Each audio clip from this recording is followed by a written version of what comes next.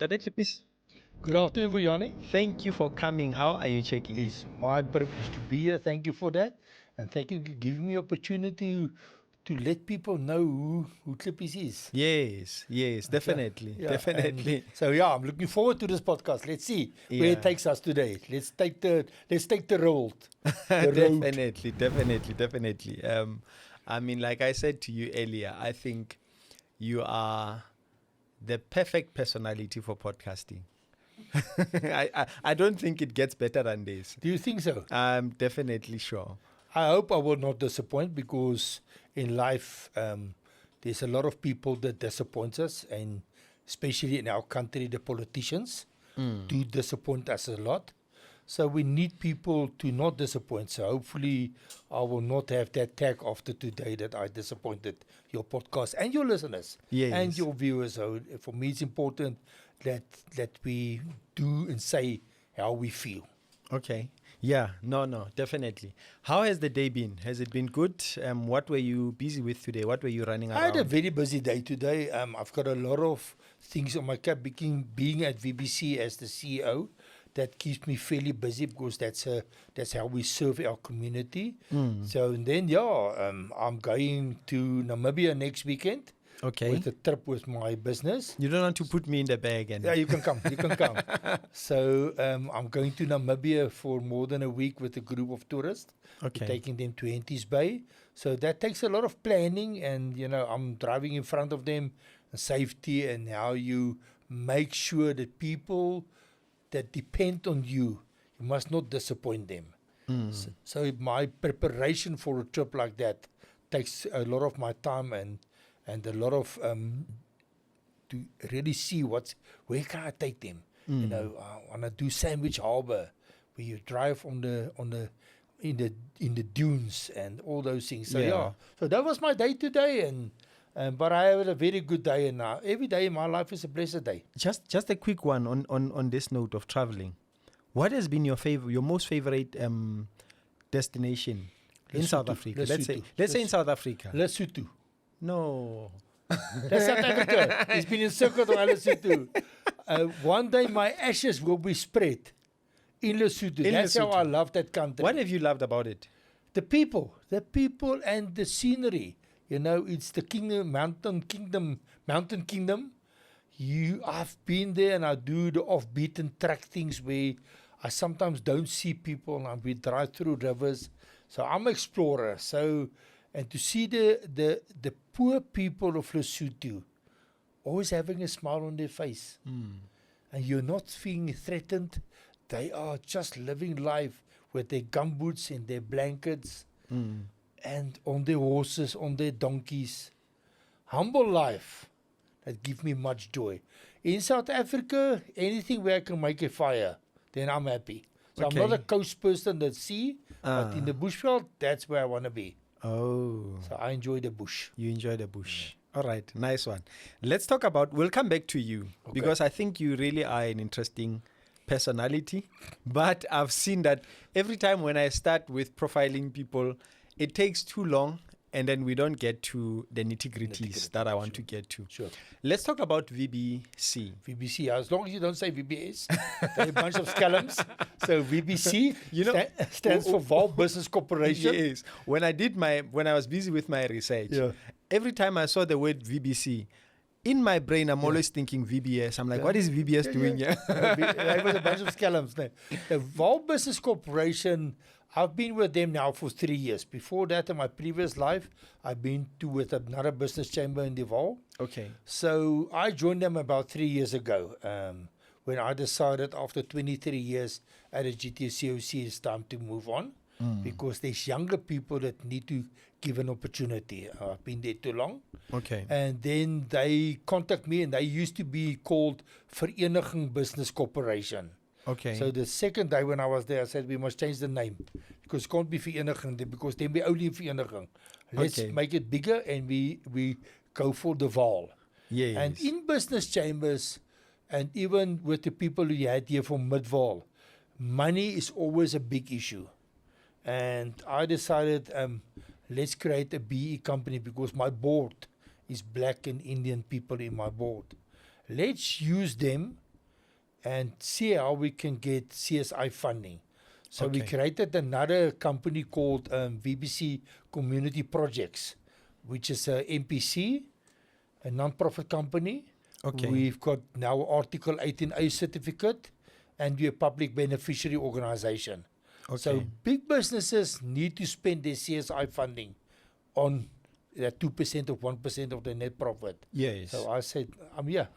Send Spend to it on me. So we were very, very blessed to got a huge donation from Eskom recently.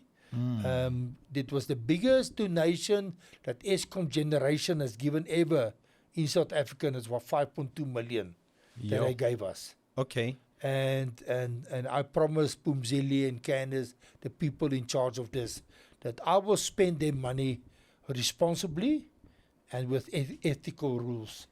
So by so, when I paid my suppliers, I sent them a copy of my bank statement. And that was the first time they said they've got somebody that's so transparent, because it's not my money, it's someone else's money. And VBC Yeah. is there to serve our community. Okay. So there's VBC, and then there's VBC community projects. Yeah. Is VBC a non-profit? VBC is a non-profit as well. Okay. But that's my operational leg. That's the organization. I've got workers working for me. I've got a team that repair potholes, water leaks, paint street roads. We did a road in Steel Road. Last week we finished that. We cut parks and grasses. SPCA, for example, Catherine Robson child home, we cut their grass for them. So there's a lot of projects we do on a daily basis that we do. Even last week we had the traffic department asking us, listen, we've got this street where people just keep the stop sign. Please paint it for us because there's accidents. Then we send a team in. So we've got donations monthly donations from businesses in the Vaal Okay. that do us for the basic operations, and then the bigger projects will be financed by projects, by VBC projects. Okay. So we bought a sweeper as well now. Yeah. We launched that last week. CB, the sweeper. I saw that. So CB is very excited. David will get his training on Monday to how to operate it. So another job created in the Vaal. Yeah. And that's what's important for us, to create jobs. And where is the sweeper going to be working? The sweeper's only going to work in Vereeniging. That's one of the conditions from Eskom, and so we don't have a choice. Okay. So the Vereeniging CBD, you will see CB running around there up and down. We will most probably do it after hours. It's got lights and everything on. And early in the mornings, we will start sweeping the roads and the streets. Okay. No, nice one. And so basically, when was this formulated? Do you know? I'm just trying to get, because there's not much history on the No, the there's not much on organization. VBC. VBC started in 2019. Okay. And it was a group of business people on the northern side of Vereeniging that said there was actually a subway, that Rhodes Avenue subway was always flooded during rainy time. Yes. And the guy called Kevin Jackson and a few guys in that area decided, let's fix that subway. And this is not a road. To Three Rivers, the main road to Three Oh, Rivers. yes. So by Spa. That's it. Okay. So that's the main road. So they fixed the pumps and everything there out of their own pockets. And then they started to paint and make it very nice. Put street lights and stuff. Yes. And it was always a fairly small organization. And then they approached me to become part of that. And yeah, I changed a few things. Okay. All right. And you've already spoken about the road sweeper. Got a road sweeper. We launched now 15 what we call ANPR. There's number plate reading cameras. Okay. So we've got basically about 76 cameras on all these 15 poles that will read number plates, if it's a cloned vehicle, a stolen vehicle. And of course, we work very closely with SAPs. We work very closely with security companies, because we don't do security. We just provide the service and we've got our own control room where we monitor these cameras 24/7 a day. Okay. And that's a community service. We had the launch last week, and the mayor and the a lot of MMCs were there. And it's an exciting project. It's a huge project that will hopefully create a safe city and a safe region in the years to come. So now we've got the outer skirts of the town. So the major inbound roads is being covered. There's still a few that we need to cover. Okay. And that will come with time. And then we will know if this guy, Kwesi, is coming in with a stolen vehicle. We will know it and we can pick him up. Okay. And this is going to happen throughout Sidibeng? Or what are your battery limits? No, throughout Mfuleni. Throughout Mfuleni. Yeah, So because we're not, Midvaal has got their own system. Okay. Very nice. We are linked to each other. We're working together. I don't know if there's anything in Lesedi. Like I said, this is a community project. There are private individuals like Belrex and all these guys that got their cameras. So we've got a community. So we assist. Even this morning there was a robbery. So they gave us the number plate and we can tell them on our system where that vehicle drove the whole day. So yeah, I think it's a nice project for the community to feel a bit safer, because the scalums are most probably coming from the outside. Yeah. Not saying we don't have scalums in town. If I look at Mfuleni, there's a few scalums there as well. I need to push that one through. So for us, we need to protect our people. And that is why this is very so. When there's somebody listening to this, they must know Big Brother is watching you. Big Brother is watching you. You've got cameras now. We've got cameras. 15 of them. We've got 15 poles and all the cameras. Some of the cameras, for example, is in the Free State. And that's the escape routes of stolen vehicles. So now, and remember, when a stolen vehicle passes these cameras, I get the report between 2 and 7 seconds. I get the report on my phone. Okay. This guy went to it. The BMW, that's a car that went past this number plate. They went through this camera over there. So yeah, it's a nice project for the community. Yeah, a very nice one, and I'm happy that you've initiated that. So it's the sweeper, the cameras. What else are you currently busy with, or what have you recently implemented? We're doing a lot of road repairs, a lot of potholes. I mean, everybody can see our roads are really in a terrible state. So when there's a big need, we're now going to do General Hatzog, those roads. We've got a lot of grass cutting projects as well that's running on a weekly basis. Okay. We're going to fit now a traffic light at Steel Road going over to Peacehaven, because a lot of CBI and MTEX employees have to cross the double road going to Three Rivers, General Hatzog. And they've come to us and the request is where you put up a traffic light there, and most probably some more speed bumps there. We already put the speed bumps on that sharp corner. Yeah. So it's all about community service, and we use the corporate companies to fund us so that we can do these projects. Okay. All right. No, a very nice one. Quite a lot that you are. We're doing a lot of projects. Is there anything that is interesting that you are looking to implement while we're talking about projects? No, I think I've summarized more or less what we're doing, and those things need to be built out and be made more, because once you have a camera in the entrance into town, you need cameras inside to track that vehicle's progress. So I think the camera project is one of those big ones that we're looking at. And then we've got some, for example, there at Dick Fourie Stadium, on the road to Three Rivers, there's a big road totally demolished by trucks. We're doing a lot of projects on substations, because there's a lot of vandalizing of substation. We've got about 54 substations that we fitted camera systems into it. Okay. And it's privately being monitored. And we only had one incident when somebody tried to get into the substation. Okay. And we caught him, of course, yes. Are you fitting one on the one that just got burned? Township, we wanted to do it, but it's just one of those things. We actually wanted to put a camera inside Township so that we can see if there's something happening there, and we were willing to monitor it. But just sometimes to work with local government tends to be a challenge sometimes. Okay. So, yeah, people are scared that now there's a camera inside the town so people can see. Our control room is so secured. If you want to go there, you have to sign a non-disclosure agreement before I will allow you. And then I will only consider if I'm going to take you. So we're very secretive about our control room. Yeah. But yeah, municipality sometimes don't give us the support that you that need. we need. Okay. Sometimes they do, but sometimes they don't. So the reason why I ask you about this specific one is because over the past few weeks, as we were releasing our episodes, one of the biggest complaint that came, it was about the substation here in near Bophelong. Curry Boulevard, yeah. Yeah, and there's a lot of stories around that. That's why I'm asking if there's a camera coming there. But I think you've answered. I think, beyond that, I think that's just easy. And Fulani don't protect our infrastructure.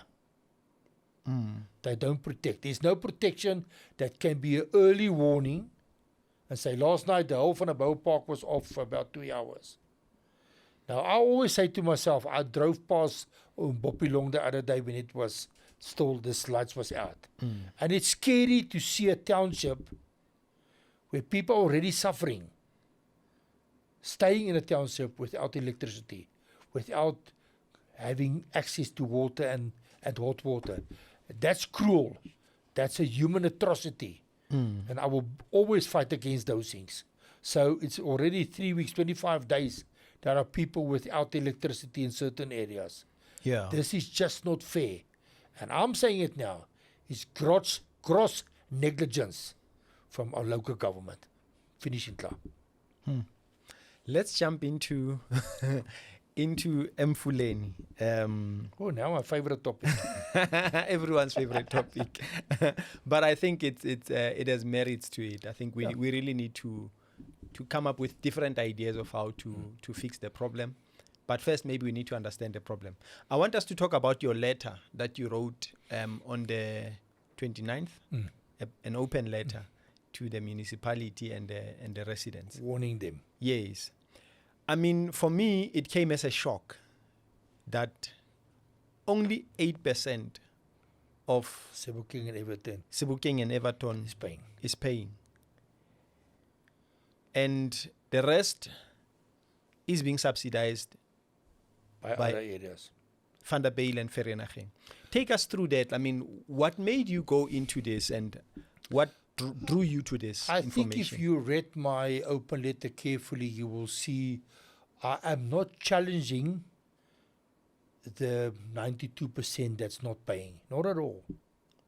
Not at all. That's not my idea. That was not my aim with that open letter. The open letter was, why is Mfuleni doing invoicing and inflating the supposed to be a revenue that they know is unrecoverable to get money from government? There are genuine people that cannot pay. There's unemployment. They say 36 unemployment. No, it's a blatant lie. Jan, it's a blatant lie. Our unemployment is close to 80%. You don't agree with that? No. The people that stop looking for a job, and that's why our infrastructure are being vandalized, because people is desperate for a plate of food. We need to create a whole new program of job creation, and this is what's lacking in Mfuleni. And I said off air earlier to you, there is people that are willing to die to get a job, and that brings tears to my eyes, because we've got politicians, arrogant officials, saying on public forum they are looking after the people, my people. They are not doing that. And that is the one thing that will drive me every day to challenge those people that are lying to us. And we're not going to go into politics. I don't do politics. Yeah. But it's important that we as normal voters understand that there's a group of people that look after themselves. Okay. And they are not interested in you as a human being. And it's across political world. It's not just the ruling party. Don't say that. It's across the board. We've got an opposition that neglected us as well this past 3 years. That didn't come to the party. And that is against their names. Okay. Let's go back to the information that you provided on this letter. Yeah. Where do you get the numbers? How do you get access to these numbers? Because my interest is to understand if these numbers are they really true. One. Number two is to try and understand what is causing that. Has it always been the case? Are we worried about something that has always existed, or is it something that is new? But first, is it true? Is the information authentic? That information is directly coming from Mfuleni. Straightforward. I can give it to you where I actually got that document from. Okay. So it's directly, and that's why nobody disputed my figures. Nobody. And remember, this open letter of mine went right up to Kochta. The MEC, Jacob Mamabolo, actually found me on connection with this letter. Because this letter created a big turmoil, because I'm making a prediction. And I'm saying in the 2, 3 years, 4 years, that's going to, even the more affluent areas that are on 69 and 64%, they're all going to be on 40%. So you're not going to have money anymore to do what you're supposed to do. And those 8% will most probably become even less, because I say we need to start with the basics. The basic is all these illegal structures that's coming up. Student housing, we call it. Those things need to be monitored by the municipality. That's why we've got outages like we had last night. The system cannot carry the load. And there's no preventative maintenance. And this open letter was just to shake this a bit and say to people, there's red lights flashing very far, but it's coming closer to us. I've got a heart for Mfuleni. I've got a heart for our region. Do I want the collapse of Mfuleni? No, not at all. We're trying to prevent it, actually. We're not prevent it. But if we continue like this, and us being outside politics, not acting most probably in a political world, I will never be a politician, I told you earlier. But we need to look after people that there's a lot of people, even in affluent areas, that have bypassed their meters, that are not paying. There are people, but there are people that are suffering that cannot pay. And how can we change that 8% to 15%? I want us to go into these numbers, because people are watching this podcast and they are wondering, what is this open letter? What are they talking about? I just wanted first to say, okay, is these numbers authentic? Yes. And maybe let's talk about the numbers. What are the numbers? What was the gist of this open letter? Let me put it in lame terms. In Sebokeng and Everton, what Mfuleni bills, say for example, they bill 100,000 a month. Okay. They only get 8,000 in. Which is 8% of? 8% of 100,000. So they keep on billing. But they know beforehand, those are people that owe the municipality 200,000, 300,000, 400,000 rand. Those are people that cannot afford to ever pay that amount.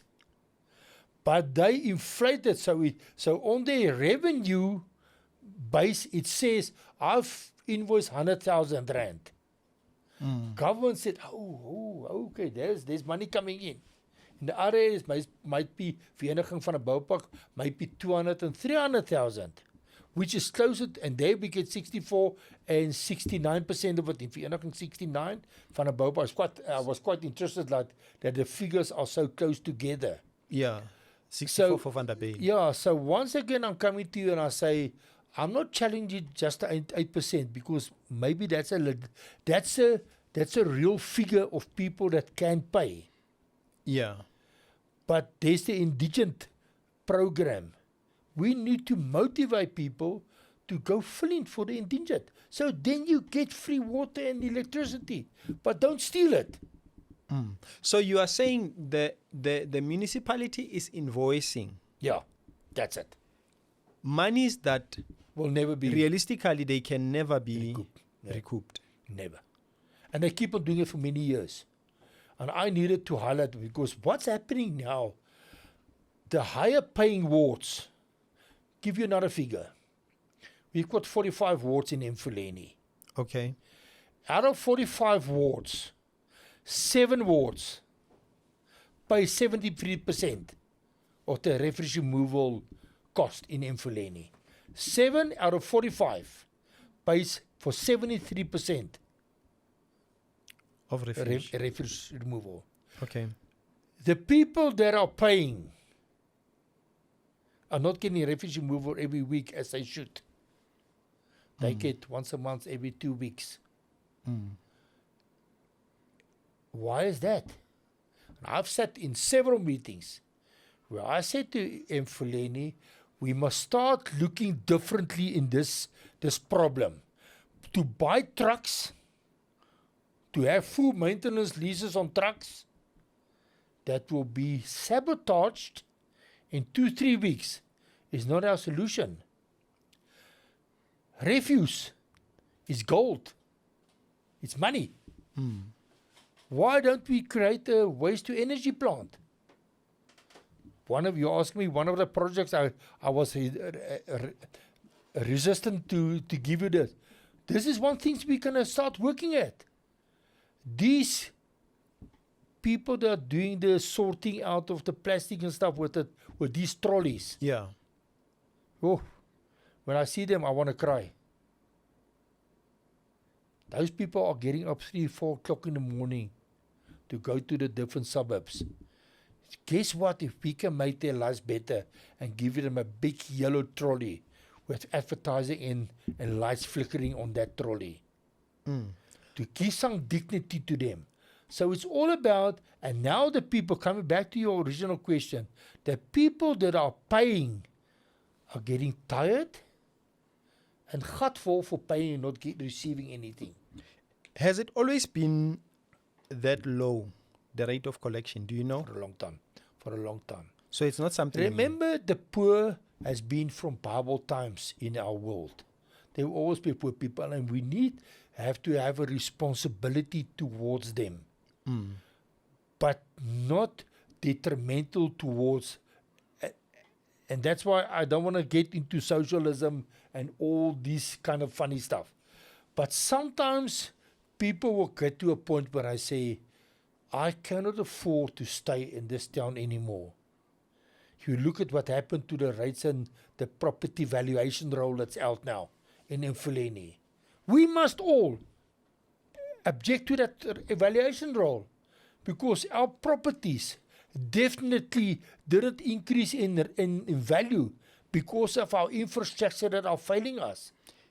We will come back to that. I want us to finish the collections. So if it has always been like that, people have always been paying low. Yeah. What makes you think it will change in the next 5 years? What makes you think in the next 5 years, the guys in Vereeniging and in Van der Bijl are going to say, we are tired? Why in 5 years? Is that date a practical date? Is it realistic? What are you basing it When on? we looked at this and when we analyzed the figures, we got to a point and we say, previous 4 years, there's a downward trend. We could see the trend. And now to ask me the figures, how it was 4 years ago, it was much higher. Remember, if a lady would tell everybody, we've got a collection rate of 72 and 78%. They are lying through their teeth. That's not the reality. But now those 100,000 rand, but that figure that we spoke about, they use that figure and say, oh, that's what we collect. That's what we collect. But they don't. The collection figure is way lower. Okay. And I verified. Remember, Vianney, when I post something like that, I need to make sure about my facts. Yeah. And I actually had an argument with Kochta, and I'm not going to mention this guy's name, because he was supposed to send me a report that was requested from Kochta's MEC, and he didn't do it. And then after twice, a lady, this PA of the DG, asked him to send me a report. And then I sent him an email and I said, sir, you disrespect me because you are giving the job to give Klippies an answer, and you didn't. So I sent him an email and say, why do you disrespect me and not answer it and give me a report? So then he phoned me. And he said, I must retract my email. I said, I will not. I will not do that. Because if I ask you twice to please, Vuyani, give me a report on why are you so successful here. That's what my expectations, you will answer me. You will have the decency to answer me. And that's what happened with our government. They think they don't need, we don't care. And as long as Klippies is alive, I will fight to make sure people understand that we have a right to be listened to. We have a right, if we give you some guidance. There's the old saying of Henry Ford. If you do the same thing all over again, expect a different result. You're plain stupid and dumb. And this is what's happening in our town. We are doing exactly what we did 10 years ago. Keep on doing the same thing. Buying trucks. And then the trucks. I went to a guy where he does 15 refuse trucks standing. Business called Inyati. They were serviced. They were serviced again. And now the grass is this high. I was there. I had to look at it. They're wasting our money. Okay. I'm trying now to sum up the electricity, the letter issue. So what is so you are saying, basically, the way I understand it, you are saying only 8% is paying from Everton and Sebokeng, 64 Vanderbijl, 69 Vereeniging. And if we don't change that, the residents in Vereeniging and Vanderbijl who are not receiving services, basically, although they are paying, that's it. Yeah. They are essentially subsidizing that's true. the bigger population that is not paying. Eventually, you say these guys will get tired and stop paying, which will result in the collapse of the Emfuleni. That's it. Emfuleni's as simple as that. Delivery. You know, you can understand if you go to a shopping center and you pay for your bread and you leave your bread there. This is what we get in Emfuleni now. We pay for something and we still have, and that's why it's for me in my life, I'm sitting with, we as VBC are repairing a lot of infrastructure. Water leaks. Let's talk about water. Between 69% of all the water we receive from Rand Water is lost in the system. We are a water scarce country. I've reported massive water leaks. Then it takes them 3 months to come and repair it, if they come. Now, I know there's a special purpose vehicle with Rand Water coming into effect. I already spoke to the MD, Mubani Mklari, about that. So I'm in support. But I said, I'm watching you. I will be there. So the incapacity of the municipality to serve those that are paying. And remember, I don't play politics. I play facts. I'm paying and I'm not getting. There are people that are not paying, and I don't say they should not get. That's not what I say. But there should be a balance. You have to look at this goose that laid the golden eggs. Let's look at, if 7 wards pays 73% out of 45, I don't think it's fair. But what should happen? What are you proposing as a solution? Because you are not saying the guys that are paying, or the guys that don't have, let's say they don't have, because we haven't really discussed. What I wanted us to go into is to understand, why is it that only 8% is being collected? Is it because the community cannot afford? Is it because there is a lot of bridging of electricity? It's a combination of that, Vianney. I think the solution for us is to create jobs. That's the only solution. We need to create, and remember, that's not government's job to create jobs. It's businesses' responsibility to create jobs, but government need to create an environment conducive to create jobs. For Mfuleni, what do you want them to do in order for business to create job? What is it that you think they are not doing that they should be doing? The most underfunded department in Mfuleni is the LED, Local Economic Development. They don't have a budget. They should have the biggest budget in Mfuleni. They should. They and tourism, which is part of LED. Those two departments should get all the money. Let's look at that road there in President Hyper and Makru. Yeah. I call it the road to nowhere. Because that road goes nowhere. For now. For now. In my lifetime, Vaal River City is not going to happen. Not in my lifetime. Okay. And I'll still have a couple of years to go. The Erythropolis. Not going to happen. I've sat in meetings the other day about it. Whole day. We're keeping these big things. And I was in a meeting where all these developers and engineers were in at Mfuleni and in Mayapau about 3 weeks ago. And I decided I'm not going to say anything because everybody expects me to say something. But at the end, I couldn't help myself.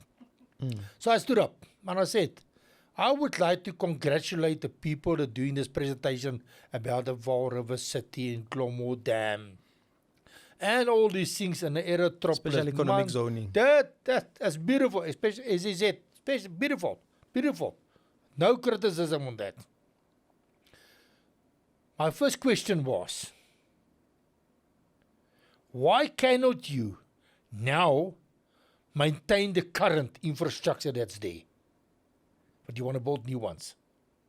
But you cannot maintain the old ones. Maybe I'm wrong. Maybe I misunderstood this concept. But if you cannot look after what you've got, now you want to build a new mega city, a new first post-apartheid city. Good idea, 100%. Don't have a problem with that. But you cannot maintain what we have. You build this road, put street lights there. Luckily, I took a quick photo because the photo they showed us was still with the street lights on that road to nowhere. And then all the poles were stolen. 118 million gone. But that you cannot pin on Mfuleni. It's the community. That road has got a long history. So I don't want to get into the detail of this road. Okay. Why that road is there? The only access you can use at this stage, if you're coming from Vereniging, you want to go to Macro, there's a shortcut. Yeah. The rest of the road, someone stops this or there's nothing going on there. And like I said, we are selling dreams and we're creating expectations. And even with this building of this road, people died there. There was a big fight between the people involved in that. I'm still trying to. So you think Mfuleni needs to finance the LED department? You think it needs to finance tourism to create? We could have sleep beautiful river here. Yes, it's polluted. But we have this mega for tourism here. If you go cross border to Vaal Marina, that's part of Midvaal. If you go to Lesedi, there's a lot of things we can do for tourism. People don't like to stay in Joburg. We're 85 kilometers from our Tambo. We could be the haven, like many moons ago. The Riviera Hotel, do you know who stayed there? All the pilots and the hostesses stayed many years ago in the Riviera Hotel because they're out of the city. Will they come here now? No, they won't. So we've got this beautiful, and look at our history. Look at Sharpeville. Look at Boipatong. I'm taking tours into that. I'm taking white people that are scared to go into the townships. I feel so welcome when I get goosebumps now, when I'm in a township. But white people are scared to go there. And we need to bring people there. We must look at the Sharpeville precinct. Dilapidated. They only tease it once a year when it's Sharpeville Day.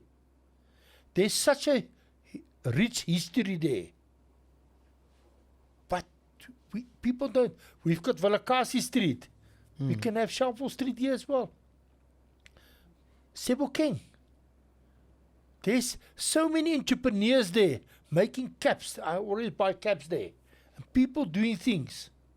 That big circle in Sharpeville.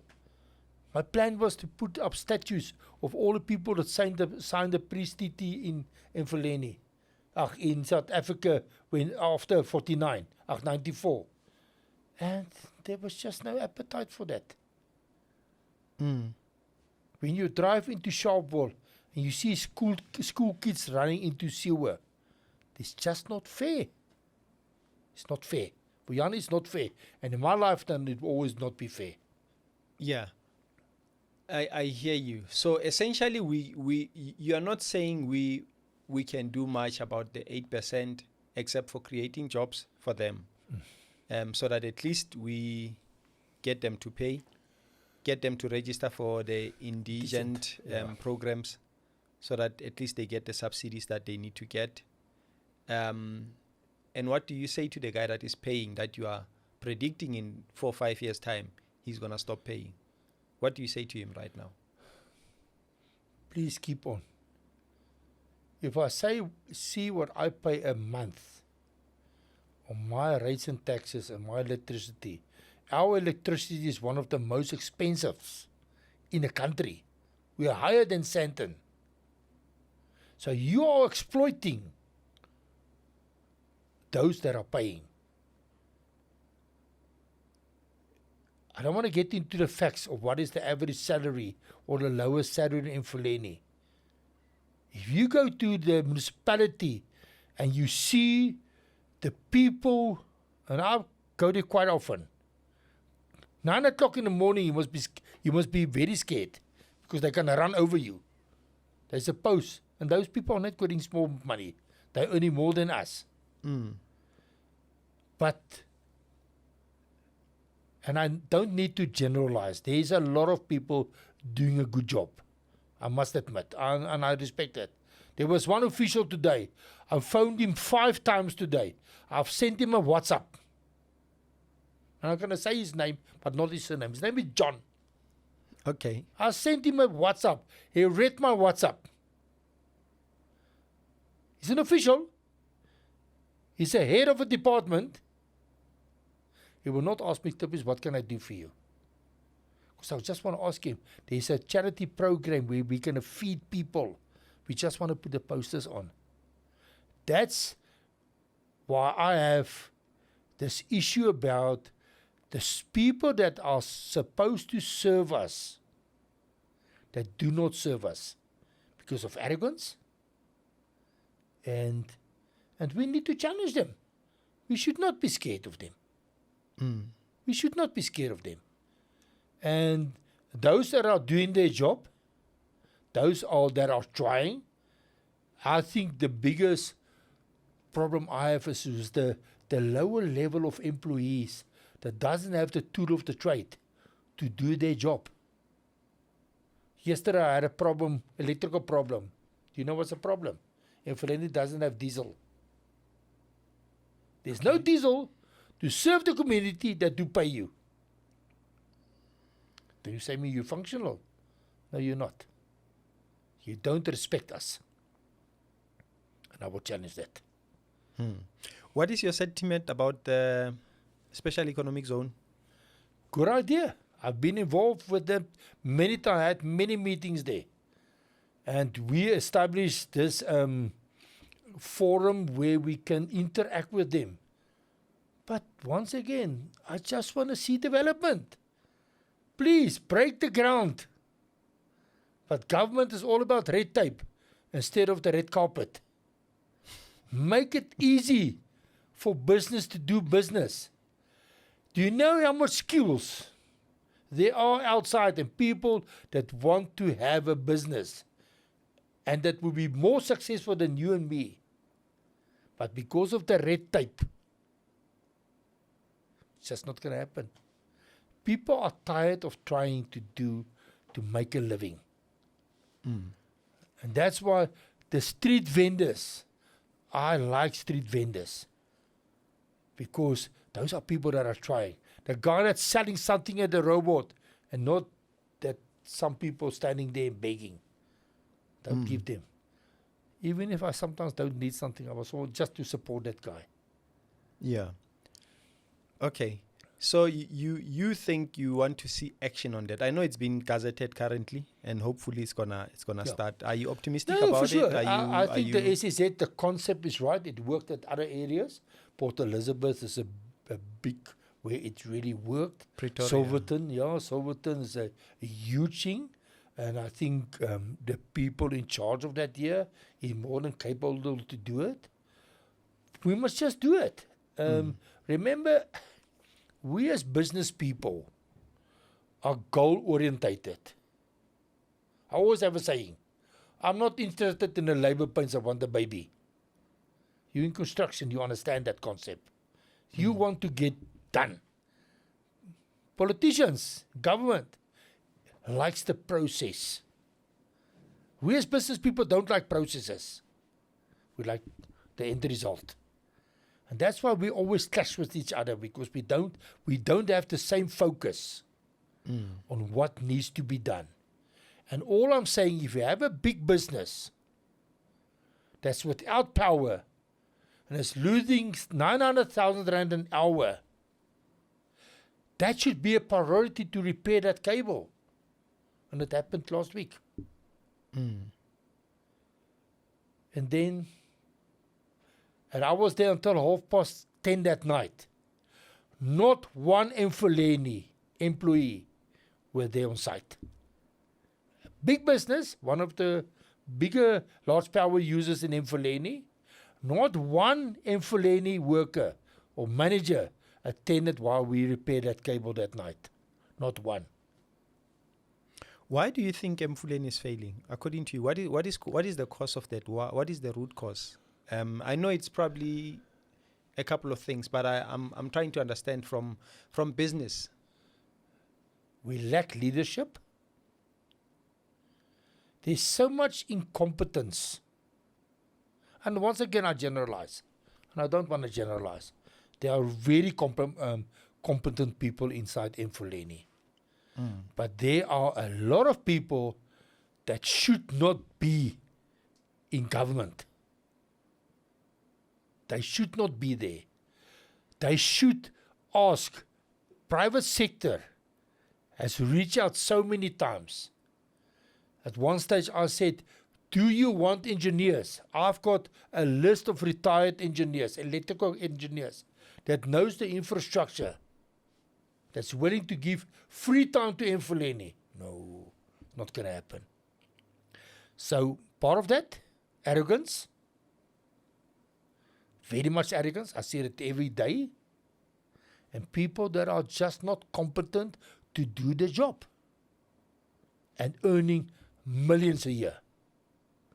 And that's why I'm saying we need to really reassess how government is functioning. Because in government, if you know the right person, you will have a job. Whether you're competent or not. In business, it doesn't work like that. We look at competence. Results. That's it. The baby. We want the baby. We don't not interested in the other labor pains. And we're sitting and if we as business and government can actually just get together and say, how can we, remember that old cliche, how do you eat an elephant? One bite at a time? No, it's wrong. By the time you finish with that one bite, it will be fraught. Okay. You must get a lot of people to quickly eat that elephant.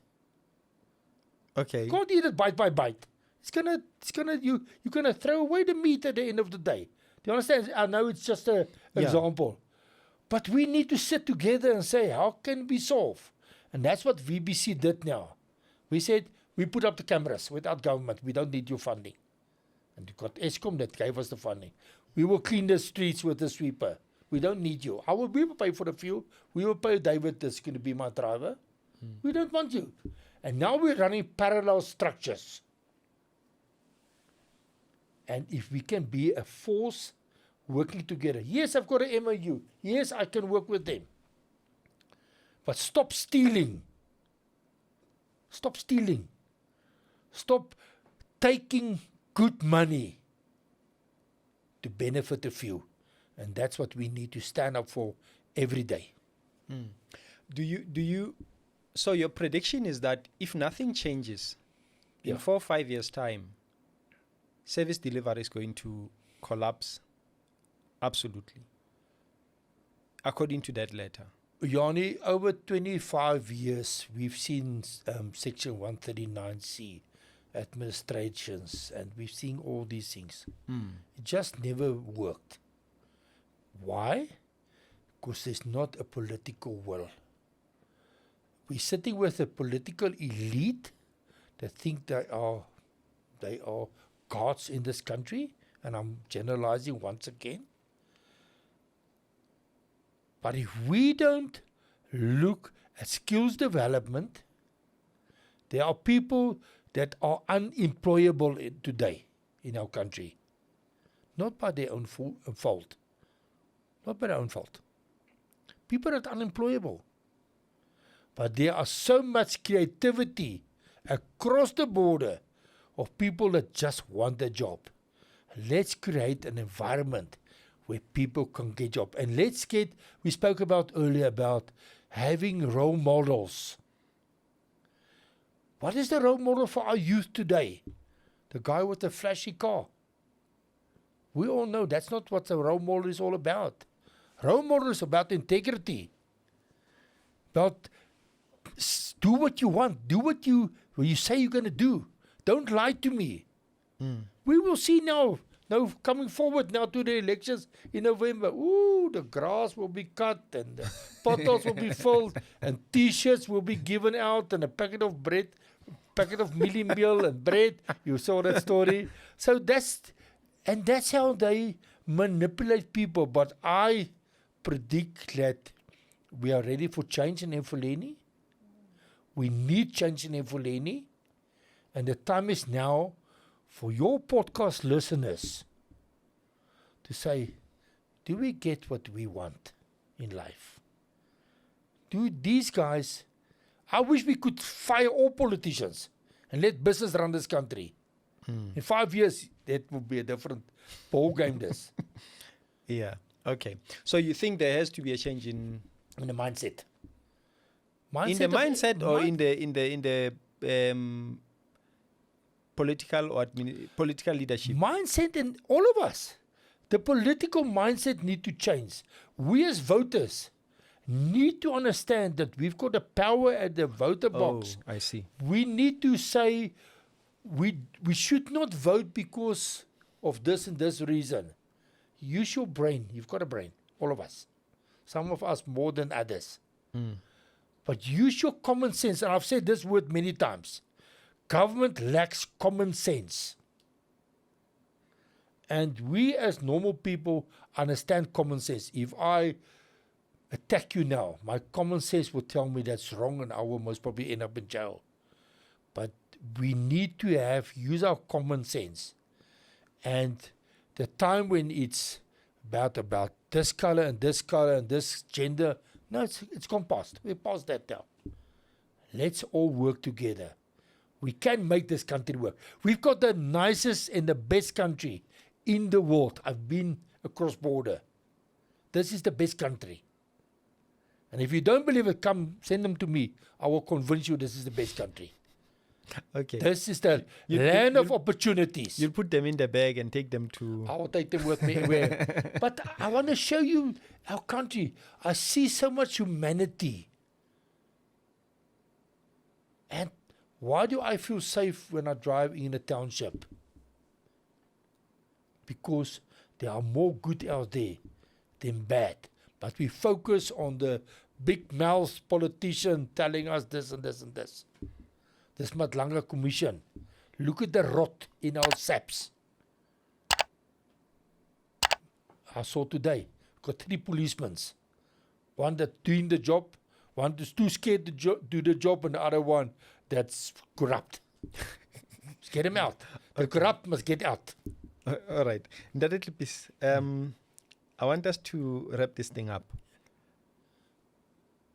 How should business and non-profit organizations support this municipality so that we don't find ourselves in 4 or 5 years' time with a municipality that is collapsing? Absolutely. Vuyani, I can tell you now, business have extended, and organizations like VBC and Midvaal, all over. Midvaal's got a bit of a different environment that they are operating in. If we can take hands and work together, I said when the president was in Sharpeville a couple of years ago, I stood up there and I said to him, "Sir, why is business the enemy of government? Governments should stop treating us like the enemy. We don't want to take your jobs. We don't want to take over. We just want to support and allow us in business to create jobs. Every time when there's a power failure, a business is under threat. What is the biggest cost to any business? The labor cost. What is the first thing any business will do? When there's no labor, there's no performance, they will cut jobs that we cannot afford. So respect business for who they are and what they want to do. I've never come to one business that said, I don't want to do business in South Africa. They all want to do business here. Trust us. Respect us for want to do business. When VBC is doing something for the good, don't come to me and ask me, where's your way leave? Because I've said wrong words. When they ask me, I've repaired potholes in Hendrikverk in front of the university, 230 potholes. Roads department came to me, where's my Y leave? What's a Y leave? Y leave is a permission to work on infrastructure. Okay. Now, I used words that I cannot use on your podcast. But I said to them, I'm doing your job. You asked me for a way leave. Allow business to support you, like we did with the cameras and the sweeper. And there's more businesses. There is so much money outside that people are willing to invest. If we can trust our government to not take this money for the purposes not determined for.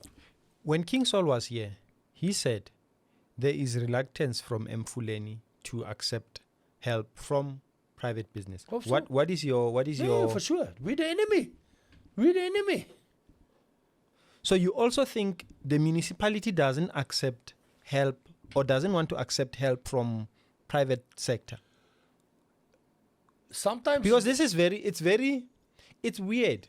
It doesn't make sense. It doesn't make sense. It doesn't make sense. And I find it hard to believe if it's true, but I guess we'll get to the bottom of it, or that's what I'm trying to. Yanni, I've got a meeting next week Tuesday with the COO of Mfuleni,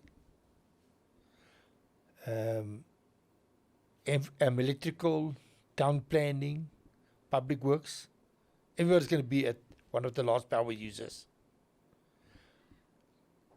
And I said to the CEO over the weekend, Tuesday, I want results, not promises. And that's what Mfuleni government, they promise you the moon and the stars, and you get a 12-volt blown bulb. And if we can just create a trusted relationship between ourselves, so that I know if I give you 30,000 rand, it will go for the right. People don't trust government anymore. And I don't blame them. And I don't trust government. That's why people tend to give in to NPCs like us, because there's transparency, there's accountability. SARS will not give me Article 89 if they think we are misusing our funds. So now we've got an alternative. But the arrogance, we had 140 million development in Vereniging. Big company. Development big of what? a factory that was extended. Okay. And the general manager phoned me one and said, Evelyn, stop the project. So I got everybody there. ED from town planning. And once again, we discussed all the stuff. And I said, right, we've got an agreement now. We carry on with the development. Can't stop. It was a presidential development. 140 million. And I said, you've got an avenue to speak to the company. I'm not mentioning names. So if you have any issues in Fulani, talk to them. You know what happened? Nobody pitched there. We had the opening last year, October. Nobody ever came. Of course, what I wanted the chocho. And I don't pay chocho. Oh, okay. So do you understand? So they wanted to stop the project so that they get paid. That's it. And we luckily I was part of the process, and because I don't do that thing, so I went there and the project went ahead, and we completed the project, and we didn't invite Mfuleni to be there. And that's wrong. They should have been there. They should have been there. But they should also encourage business to. They wanted to stop it. I had a fuel station in Three River Square, opposite Three River Square, that new fuel station. Yeah. Yes, you must. I can tell you long stories about the frustrations that we had there, that to get that development finished. And now it's finished, it's open there. We had to do certain things to get them to. So sometimes it tends to be totally ridiculous because I've got power. Remember, there's a big difference between power and authority. Okay. Government likes to have power to tell you what you must do. We as business act with authority and responsibility because we know the value of money. Government doesn't know. Mfuleni doesn't understand the value of money. They talk about billions and millions, like we talk about 20 and 30 rand. So we need to start having respect for our residents. We need to start having respect for our consumers, and let's start treating them with respect, business people. Business people want to be here. We don't want to move to Midvaal or anywhere else. They want to be here. Recognize business of being here. And until the end of my days, I will fight for our people and for business in Mfuleni. For someone who is watching this podcast who wants to get involved in your projects, how do they assist? I've got another 3 projects that I want to do. For example, we have projects where I want to empower people. For example, street painting. Okay. I want to have a women team that do that. Because I think it's an ideal job for women. It's not hard labor. They must just paint. And then I want youth guys to do my potholes. So I'm looking, and I think I'm going to be successful to get businesses that will support this project for us so that we can create jobs. And remember, everything I said is always about jobs. How can we solve the financial situation? Create jobs. But more than that, we need to create business to create jobs. That's the solution for Mfuleni. Okay. LED. All right. Ndade Klippies, thank you very much for visiting us. We hope this is not the first and last. We hope you come again. I know there's a lot that we still could have discussed, but I think in our language we say "Khomo hainye buloko kaofela." You know, I don't know what's the direct translation to that. I didn't understand what you said. And that was one of my things, the biggest regret that I never learned a foreign native language. Yeah, I think if I were to summarize it, it simply means we cannot discuss all matters at once. But it was a privilege for me to be here, and hopefully today we can give somebody that listens to this program, this podcast of yours, we can give them hope. Yes. And we should not lose hope. Because God put us on this earth for one another. Whether you look different than me, doesn't matter. But let's look at our neighbor. Let's look at each other and see what we can do. I cannot help everybody. I understand that. But we can give everybody hope. So hopefully this is a podcast of hope. Yeah. Definitely. Thank you so Thank much. you very much. I appreciate it. Let's check in.